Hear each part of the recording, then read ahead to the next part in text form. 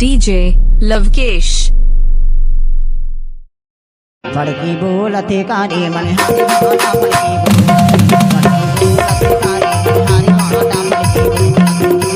बोलते कारे मन हारी माता फड़की बोलते कारे मन हारी माता फड़की बोलते कारे मन हारी माता फड़की बोलते।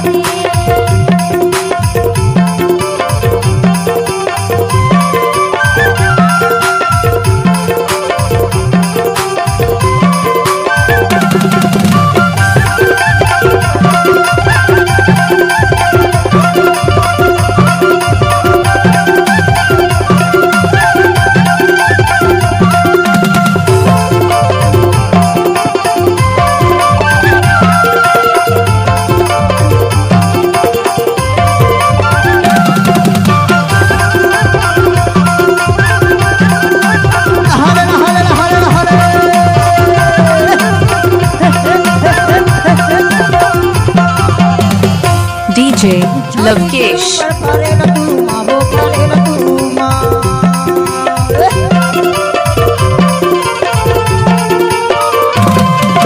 छानी के ऊपर खड़े न तू वो खड़े न तू तोला गोदी में बैठा के ले ले तो जो माँ फड़की बोलती तोला गोदी में बैठा के ले ले तो जो माँ फड़की बोलती।